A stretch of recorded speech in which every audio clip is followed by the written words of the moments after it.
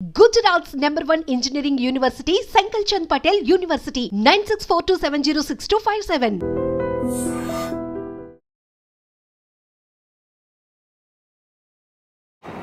అందరికీ నమస్కారం. మనకి బేసికల్గా నా యొక్క అభిప్రాయాన్ని దేనికి సంబంధించి తెలంగాణలో గ్రూప్ 1కు సంబంధించి తెలుగు మీడియం అభ్యర్థులకు సంబంధించినటువంటి అన్యాయం జరిగింది అనే భావన ఎంతవరకు సమంజసం, మరియు తర్వాత వచ్చరికి అసలు ఆ వివాదం ఏంటి, వాటికి సంబంధించిన అంశాలను, వాటికి సంబంధించిన అభిప్రాయాలను, నా యొక్క మెయిన్ అసలు నేనేమనుకుంటున్నాను అంశాలను కాస్త అడిగారు. సో వాటికి సంబంధించి రిప్లై అంటే తిరిగి సమాధానం చెప్పే అంశంలో భాగంగా ఈ వీడియో చేయడం జరుగుతుందన్నమాట. సో ఇందులో మనకి ఫస్ట్ వన్ వచ్చేసరికి నిజంగానే తెలంగాణ గ్రూప్ 1లో తెలుగు మీడియం అభ్యర్థులకి అన్యాయం జరిగిందా అంటే ఇక్కడ క్లారిటీ ఇవ్వాలనుకుంటున్నా. నాకు తెలిసినంత వరకు ముందే చెబుతున్నా, నాకున్నటువంటి 4 సార్లు గ్రూప్ 1 మెయిన్స్ ఎక్స్పీరియన్స్, మరియు 9 సంవత్సరాలు ఈ కాంపిటేటివ్ ఫీల్డ్ ఎక్స్పీరియన్స్, మరియు ఫ్యాకల్టీగా 8.5 years ఉన్నటువంటి ఎక్స్పీరియన్స్, మరియు మధ్యలో గవర్నమెంట్ సెక్టార్లో కొంతకాలం పనిచేసిన అనుభవం, ఇవన్నీ కలుపుకొని మాట్లాడుతున్నా.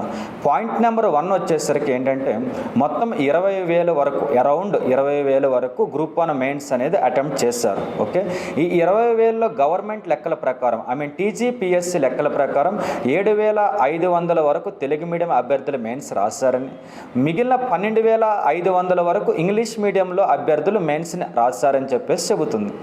మరి అలాంటప్పుడు ఇక్కడ మొత్తం మీద మనకి 6 పేపర్స్కి ఎగ్జామ్ జరిగినప్పుడు మెజారిటీ ఆఫ్ ది 500+ మార్క్స్, 500 కంటే ఎక్కువ మార్కులు ఎవరికైతే వచ్చినాయో వారందరూ ఇంగ్లీష్ మీడియం వారే అనేది ప్రెజెంట్ అభ్యర్థుల యొక్క ఆందోళన. మరొకటి వచ్చేసరికి 450కి 500కి మధ్యలో మార్కులు వచ్చిన వాళ్ళలో సుమారుగా 80% మంది ఇంగ్లీష్ మీడియం వాళ్ళు, మహా అయితే 10-15% మంది కూడా తెలుగు మీడియం లేరు అనేది అభ్యర్థుల యొక్క ఆందోళన.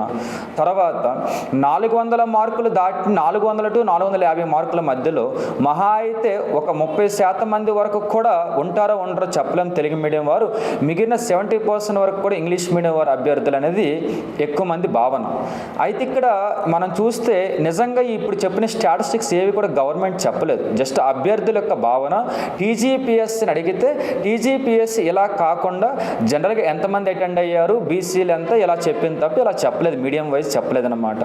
మరి అందుకని అభ్యర్థుల్లో ఈ భావన ఇంకా బలంగా ఉంది, ఇది ఎక్కడో అన్యాయం జరిగిందని. కానీ ఇక్కడ 2 విషయాలు ప్రాక్టికల్గా మాట్లాడుకుందాం.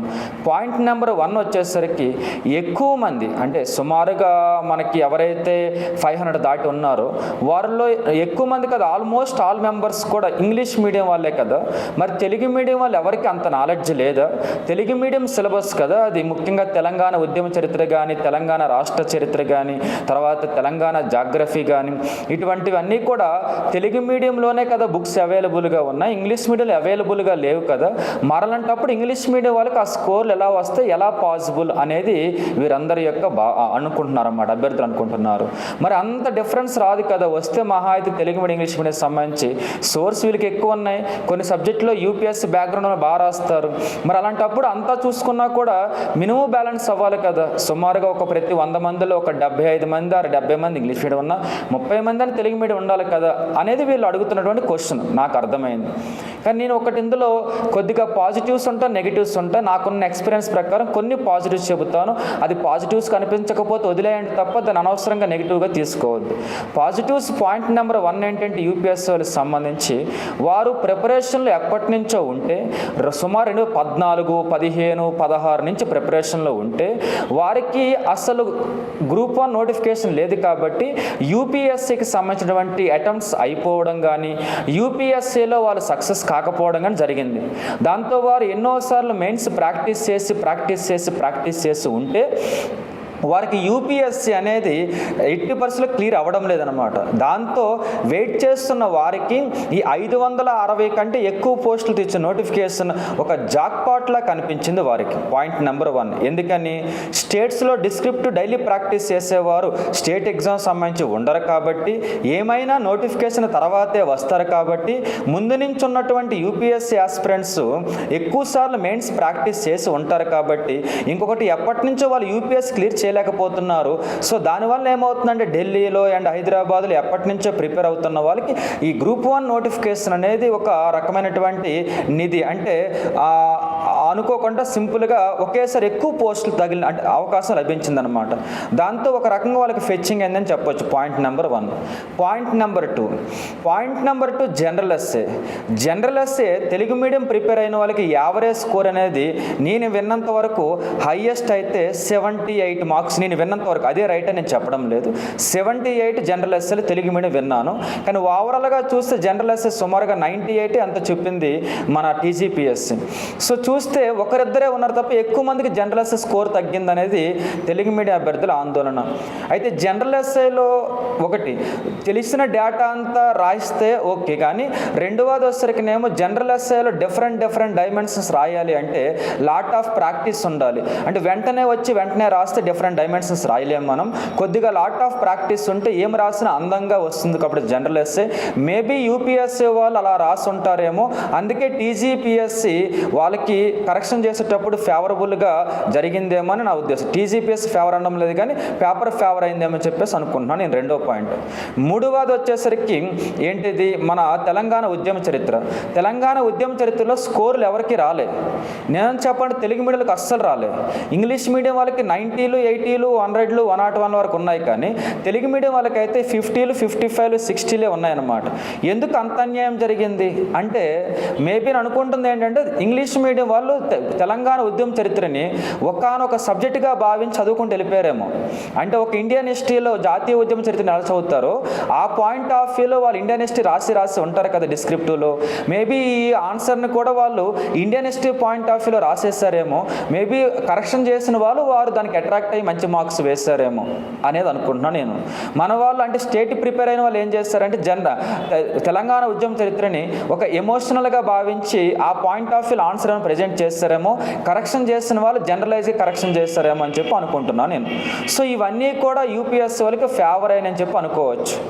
ఇక నెక్స్ట్ వన్ వచ్చేసరికి పేపర్ ఆన్సర్ రాసేటప్పుడు క్వశ్చన్స్లో జనరల్గా ప్రెసైజ్ డయాగ్రామ్స్ డ్రా చేయడం కానీ, లేకపోతే క్వశ్చన్ ఆన్సర్ రాసేటప్పుడు సపోజ్ మనకిచ్చిన స్పేస్లో 70% స్పేస్ అయిపోయింది, కానీ మ్యాటర్ మాత్రం కొద్దిగా రాస్తుంటే ఇంకా ఎక్కువ మ్యాటర్ మనం ప్రజెంట్ చేయవలసింది ఉన్నప్పుడు ఇంగ్లీష్ మీడియం వాళ్ళు కానీ యూపీఎస్సీలో ఏం చేసి ఉండొచ్చు అనుకుంటున్నానంటే ఏదైనా ఒక డయాగ్రామ్ డ్రా చేసి పెండింగ్ ఉన్నటువంటి డేటా అంతటిని ప్రెసైజ్ పాయింట్లుగా ప్రజెంట్ చేస్తుంటే అప్పుడు కొన్నిగా క్వశ్చన్కి 2-3 మార్క్స్ ఎక్స్ట్రా వస్తాయన్నమాట.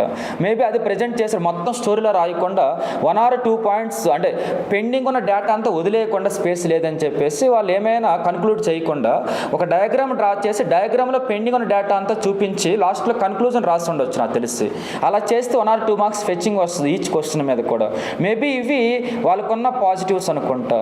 నెక్స్ట్ హిస్టరీ రాసేటప్పుడు కూడా, ఇండియన్ హిస్టరీ రాసేటప్పుడు కూడా ఇండియన్ మ్యాప్ వేసి లేదా కల్చర్ ఇచ్చినప్పుడు కానీ కల్చర్ డయాగ్రామ్స్ డ్రా చేస్తే 1 or 2 మార్క్స్ ఫెచ్చింగ్ వస్తుంది ఒక క్వశ్చన్ మీద. మేబీ అలా కూడా రాసి ఉండొచ్చు.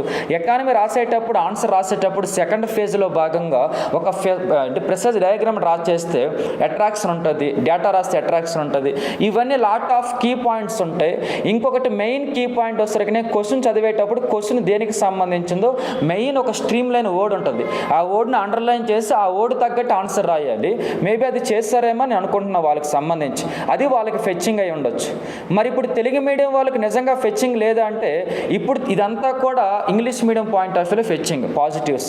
ఇప్పుడు నెగిటివ్స్ తెలుగు మీడియం వాళ్ళకు ఉన్న ఎక్కువ. అవేంటో చెబుతాను. పాయింట్ నెంబర్ 1, పేపర్ కరెక్షన్ చేసేటప్పుడు ఓకేనా, మీ ముందు తెలుగు మీడియం ఇంగ్లీష్ మీడియం ఒక్కొక్కసారి ఒకరితోనే కరెక్షన్ చేస్తారు. వారి యొక్క నీడ్ బట్టి కరెక్షన్ చేసే వాళ్ళు ఓకే అనుకుంటే చేస్తారన్నమాట. ఒకవేళ మీ కరెక్షన్ చేసేటప్పుడు ఆ సెట్లో భాగంగా ఫస్ట్ పేపర్ రెండో పేపర్ నీ ముందు పేపర్ అనేది ఇంగ్లీష్ మీడియం వచ్చుండి వాళ్ళు ఏ యూపీఎస్సీ బ్యాక్గ్రౌండ్ ఉన్న వాళ్ళు అన్నట్లయితే వాళ్ళకు అందంగా ప్రజెంట్ చేస్తున్నప్పుడు దాని తర్వాత తెలుగు మీడియం ఎంత బాగా ప్రజెంట్ చేసినప్పటికీ కూడా ఒక కరెక్షన్ చేసే వ్యక్తి కాస్త ఇంగ్లీష్ మీడియంతో కంపారిజన్ గురవుతుంది, అతని మైండ్ గురవుతుంది. కాబట్టి ఎంత ట్రై చేసినా స్కోర్ తగ్గిపోతుంది అనమాట.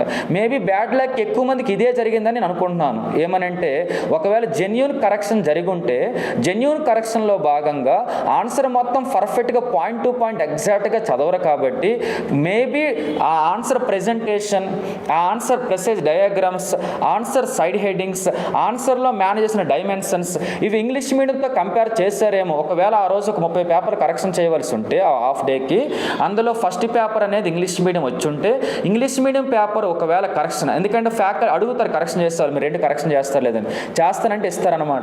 అప్పుడు వాళ్ళకి ఇచ్చినప్పుడు వాళ్ళు ఏం చేసి ఉండొచ్చు, 1-2 ఇంగ్లీష్ మీడియం పేపర్లతో పాటు తెలుగు మీడియం పేపర్లు వస్తే బాగా చదివినవాడైనా గ్యారంటీగా 500 మార్క్స్ అనుకున్న వ్యక్తికైనా ఇంగ్లీష్ మీడియం తర్వాత తెలుగు మీడియం పేపర్ వస్తే మాత్రం కన్ఫామ్గా స్కోర్ డౌన్ అయిపోతుంది. అది ఎప్పుడు జరిగేదే, ఓకేనా. మేబీ అది తెలుగు మీడియంకి లాస్ అయిందేమో. రెండవది జనరల్ ఎస్సే జస్ట్ తెలిసిన డేటా అంతా ఫిల్ చేయాలనుకున్నప్పుడు మీరు కొద్దిగా ఆగి డైమెన్షన్స్ పిక్ చేసుకొని జస్ట్ డైమెన్షన్ పాయింట్ ఆఫ్ వ్యూలో, అంటే మీరు జనరల్ ఎస్ఏలో పాజిటివ్స్ రాసేటప్పుడు ఒక 10 డిఫరెంట్ డైమెన్షన్స్ రాసి, నెగిటివ్స్ 10 డిఫరెంట్ డైమెన్షన్స్ రాసి, సజెషన్స్ ఒక 10 డిఫరెంట్ డైమెన్షన్స్ ఇచ్చి, బ్యాక్గ్రౌండ్ స్టోరీలు 4-5 డైమెన్షన్స్ ఇచ్చుంటే మేబీ ఇంకా స్కోర్ పెరిగేదేమో. కాకపోతే మనకున్న సోర్సెస్ అలా లేవు కాబట్టి పోస్టులు ఎక్కువ ఉన్నాయి, ఓకే. ఒకవేళ 50-60 ఉండుంటే చాలా ప్రమాదం ఫేస్ చేసేవాళ్ళనమాట. ఎక్కువ ఉన్నాయి కాబట్టి తెలుగు మీడియం తగులుతాయి, ఇంగ్లీష్ మీడియం తగులుతాయి, కానీ మేబీ ఇలా మిస్ అయిందేమో అని అనుకుంటున్నాను అనమాట ఈ ప్రెజెంటేషన్ అనేది. ఇక మూడవది అంటారా, తెలుగు మీడియంకి పర్ఫెక్ట్ సోర్స్ లేకపోవడం. మ్యాక్సిమము మీరు ఏ యూపీఎస్ ఇన్స్టిట్యూట్కి వెళ్ళినా అందరూ డిస్క్రిప్టివ్కి సంబంధించి లాస్ట్లో బ్యాచ్లు వేస్తున్నప్పుడు మీకు ఇచ్చిన మెటీరియల్ అంతా తెలుగు మీడియంకి డబ్బులు తీసుకున్నప్పటికీ మ్యాక్సిమం గూగుల్ ట్రాన్స్లేషన్ మీకు ఇచ్చారు. దాంతో ఆ పదాలు, ముఖ్యంగా పదాల వాడకం జనరల్ ఎస్ఎల్ ఇంపార్టెంట్, తెలంగాణ ఉద్యమ చరిత్రలో పదాలు ఇంపార్టెంట్.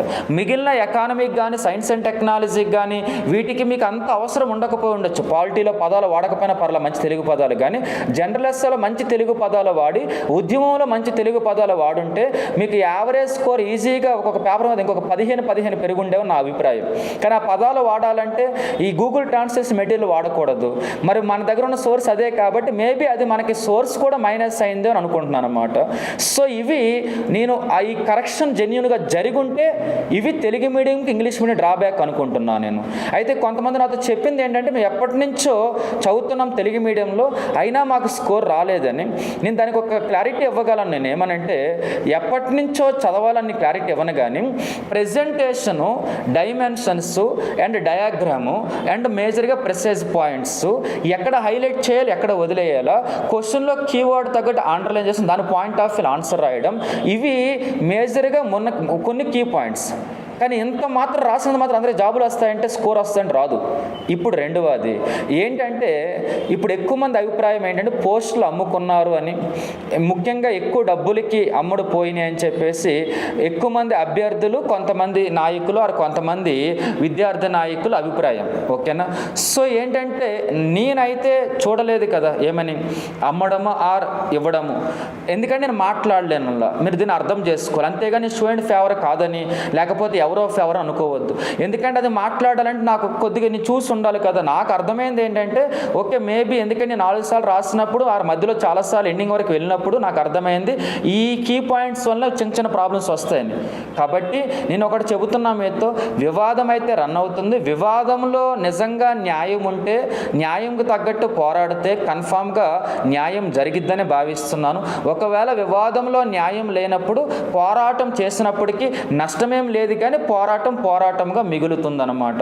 సో ఓవరాల్గా చూసుకుంటే మాత్రం ఒక పెద్ద నోటిఫికేషన్, ఒక మంచి నోటిఫికేషన్. 10 hours సుమారుగా ఎప్పుడు 11, ఎప్పుడు 24 చెప్పండి, సుమారుగా 13 years తర్వాత నోటిఫికేషన్. కాబట్టి నేను అనుకుంటుంది ఈసారి ఎవరికి ఫేవరబుల్ అయిందంటే 560 పోస్టులో నాకు తెలిసి సుమారుగా 400 నుంచి 450 పోస్టులు యూపీఎస్ వాళ్ళకి ఫేవరబుల్గా వెళ్తున్నాయేమో అనిపిస్తుంది. మిగిలిన 100-150 పోస్టులు అనేవి సమ్ రిజర్వేషన్ వయసు ఇలా కొంతమంది ఉమెన్స్కి ఇలా తెలుగు మీడియంకి వస్తాయేమో అనిపిస్తుంది. మరి ఇందులో ఐక్యూని కంపేర్ చేయడం లేదు ఎవరు ఎక్కువ ఎవరు తక్కువ అని. Just practice, lot of experience. వారు అక్కడ నిలదొక్కోలేకపోయారు, యూపీఎస్ క్లియర్ చేయలేకపోయారు. మేబీ వారికి ఉన్న నాలెడ్జ్ ఇక్కడ ఉపయోగపడిందేమో, దానికంటే కొద్దిగా తక్కువ ఉంటుంది కాబట్టి లెవెల్ పోస్టులు ఎక్కువ ఉన్నాయి కాబట్టి అని అనుకుంటున్నాను.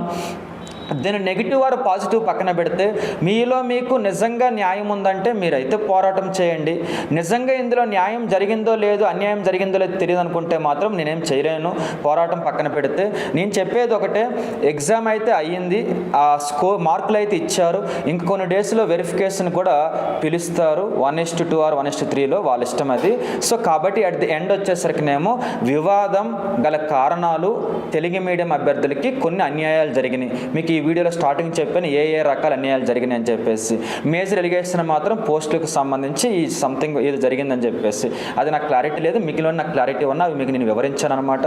ఎనీవే అండి, థ్యాంక్ యూ. ఓకే, సో ఇది నెగిటివ్గా తీసుకోవద్దు, పాజిటివ్గా తీసుకోండి. ఇది రిజల్ట్ అని కాదు, నా మాటల్ని నేను మ్యాక్సిమం స్టూడెంట్ ఫేవర్గానే ఉంటాను. Okay, thank you.